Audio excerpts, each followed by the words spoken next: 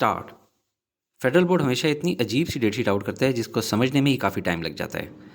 اور اس کے اوپر پلان بنانا اور بھی مشکل ہو جاتا ہے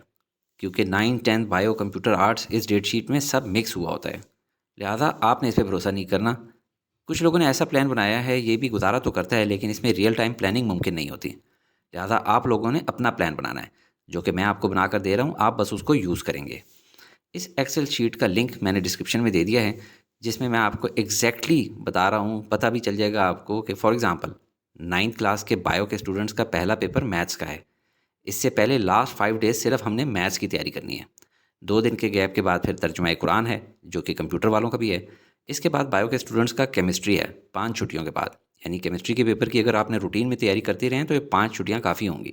جبکہ ساتھ ہی آپ کمپیوٹر والوں کو دیکھیں، ترجمہ قرآن کے بعد 7 چھٹیاں ملی ہوئی ہیں، جبکہ میڈیکل والوں کو صرف 2 ملی ہیں، اور اس کے فوراً بعد پھر انگلش کا پیپر آ گیا،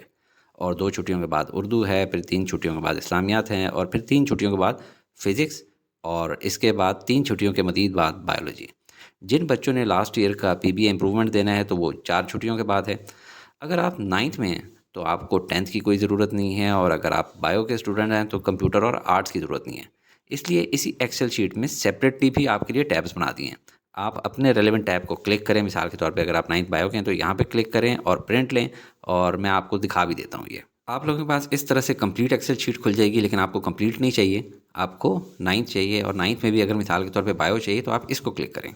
اب یہ آپ دیکھ سکتے ہیں ہم لوگ یہاں سے 31 سے اسٹارٹ کی ہے، اور اس سے پہلے والے 4 5 دن آپ لوگ تیاری کریں میتھس کی ہی، اور یہ میتھس کا پیپر آ گیا۔ رائٹ سائڈ پہ آپ ریمارکس لکھ سکتے ہیں، مثال کے طور پہ اگر کسی آج کل چونکہ شادیوں کا سیزن ہے، اس میں اگر کہیں پہ کسی کی شادی ہے تو آپ لکھ دیں تاکہ آپ کو پتہ ہو وہ دن آپ کا ضائع ہونا ہے، ٹھیک ہے؟ اور یہ نیچے جاتے رہیں، اور جہاں جہاں بھی ہالیڈیز ہیں وہ لکھے ہوئے ہیں، آپ نے ان کے سامنے اپنا ڈیٹا لکھ لینا ہے کہ کس کس دن میں کیا کیا آپ کی کمٹمنٹ آ رہی ہے۔ اسی طرح 9th کا کمپیوٹر کا پیپر ہے، اس میں دیکھیں ترجمہ قرآن کے بعد کافی لمبی چھٹی ہے انگلش میں، لہذا انگلش کہ ان دنوں میں 2 3 دنوں میں آپ کوئی اور پیپر تیار کر سکتے ہیں جس کو آپ کو آگے آنے والے دنوں میں خطرہ ہو۔ مثال کے طور پہ اگر آپ کی فزکس ویک ہے تو صرف 3 چھٹیاں اس میں، آپ یہاں پہ اس کو ضرور ریوائز کریں اس ٹائم پیریڈ میں۔ سملرلی اگر 10th کی بایو دیکھیں تو اس میں فزکس کے بعد اسلامیات ہے، پھر 2 چھٹیوں کے بعد انگلش ہے، یہاں پہ اردو کے بعد 1 دن کی چھٹی ہے جس کے بعد پاک اسٹڈیز ہے۔ تو جس پیپر میں چھٹیاں کم ہوں وہ آپ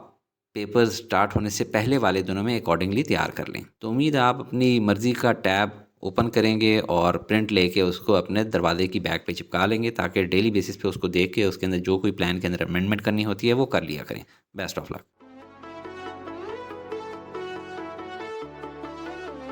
Study with me, a learning experience.